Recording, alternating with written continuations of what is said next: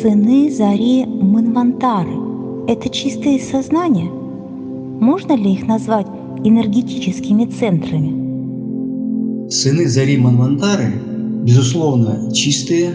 Они составляют семеричный, единый прозрачный луч. Если соотнести это с человеком или с любым предметом, то каждый предмет имеет свою ауру. Вот эта аура и есть несущая в себе всю потенциальность развития качеств умственной способности, в данном случае человека. Вот представьте себе, рождается человек, и ребенок всегда имеет ауру прозрачную, белую. И только когда в 7 лет его касается карма, его аура обретает цветность. Можно сравнить, что вторая станция, первая шлака, нам говорит о всей потенциальности этой семеричной силы сынов Зари Манвантары. Сознание – это уже проявление. Первое проявление абсолютно чисто. Но на заре Манвантары еще не было никакого проявления. Не было сознания. Все находилось в стадии завершения пралая. А энергетические центры – это множество каналов движения психической энергии. Можно ли Дева-матри представить как единое пространство? Такое представление будет ограничением для каждого ныне живущего.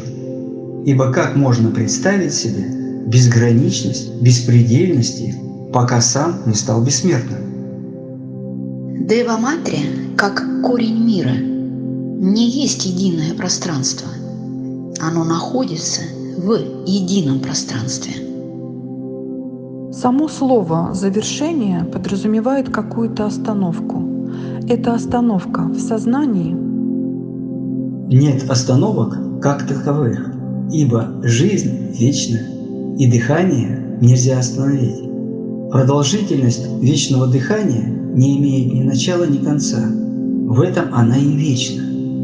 Меняется состояние молниеносно, и в этой молниеносности присутствует завершение и начало. Поэтому нет ни начала, нет и конца. Завершение или за вершину. То есть есть пик, вершина. Проходя за этот пик, мы попадаем в другой мир, другой план, другой цикл. За вершиной находится еще множество вершин непройденных. Так эволюция из завершения одного переходит в начало другое и становится вечностью. Единство с Абсолютом говорит о жизни вечной.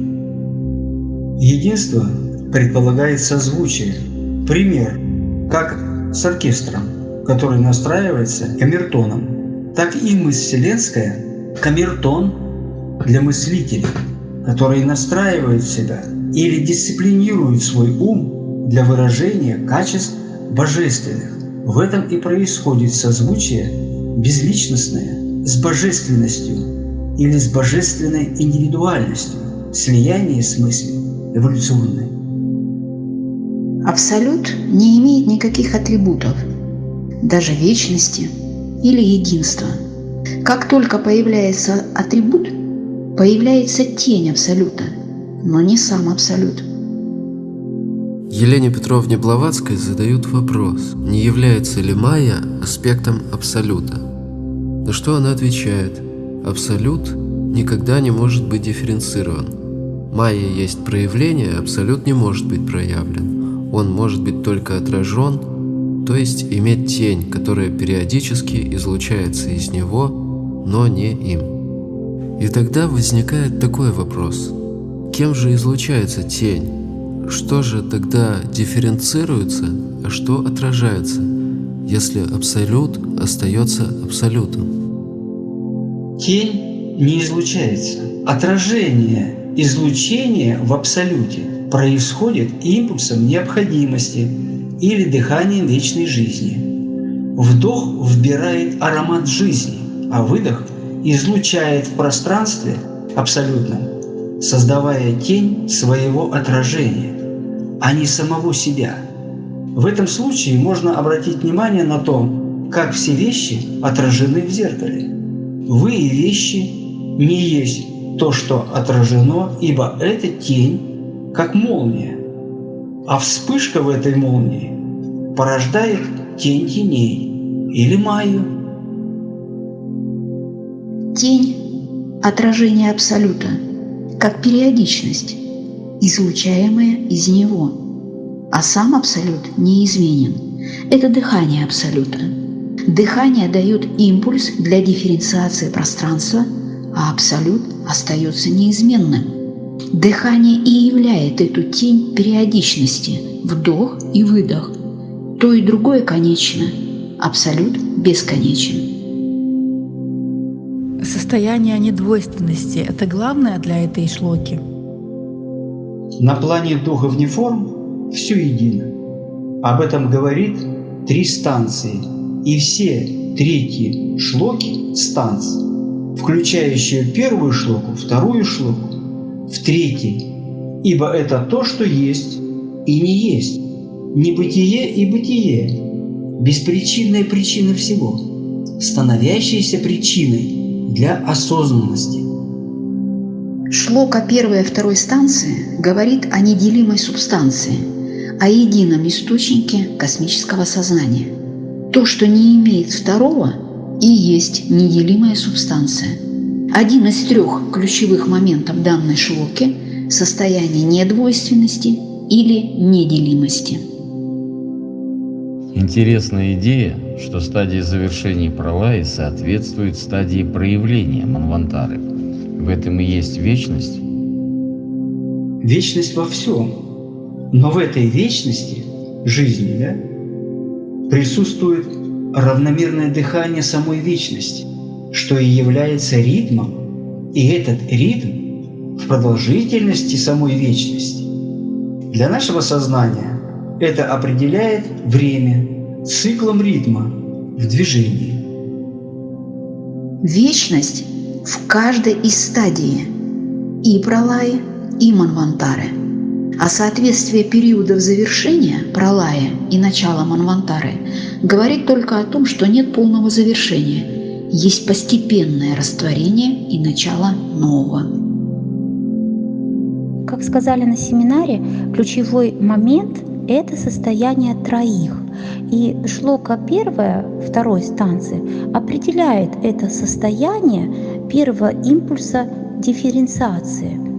А в чем все-таки гениальность каждого из 3?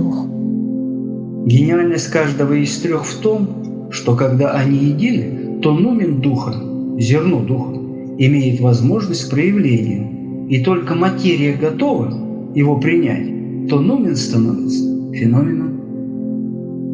Гениальность каждого из 3 в том, что этот каждый из 3 отразился в 2, а каждый из 2 проявился в 3 и составил в нем одного.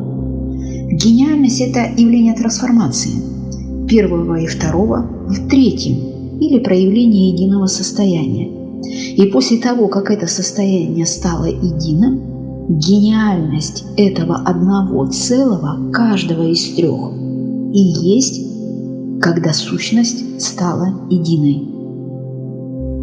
Если эти 3 – Свабхават, Деваматри, лучезарные сыны, строители – являются, как я понял, прообразами тех состояний, которые смогут в дальнейшей дифференциации устранить майю, то чем именно здесь на Земле устраняются объятия майи?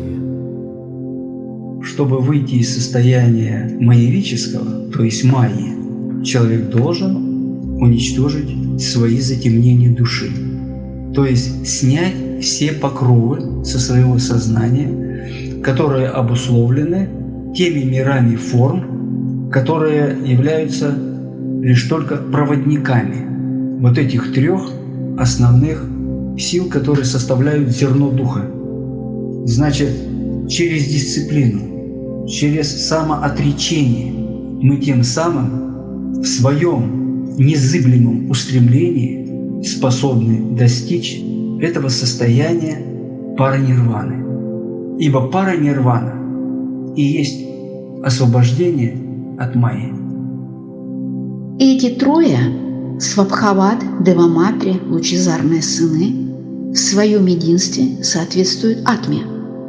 Атма никогда не воплощается, но возвышается над существом, названным человеком, и осеняет его, с кем она установила контакт.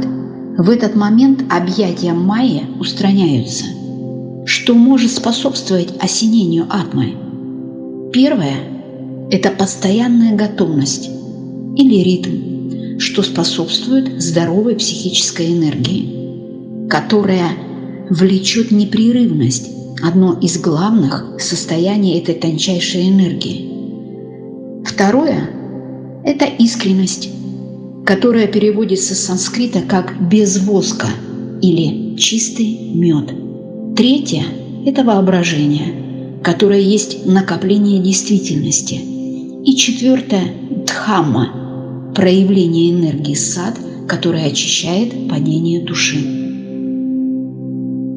Чем и как устанавливается связь тройственной эволюции материи, субстанции и души? Осознанием иерархии, ибо только осознание иерархии позволяет вместить три мира, потому что при этом признание иерархии начинает пробуждаться мощь любви, мощь магнита или пробуждение сердца. Когда пробуждается сердце, то зерно духа начинает прорастать.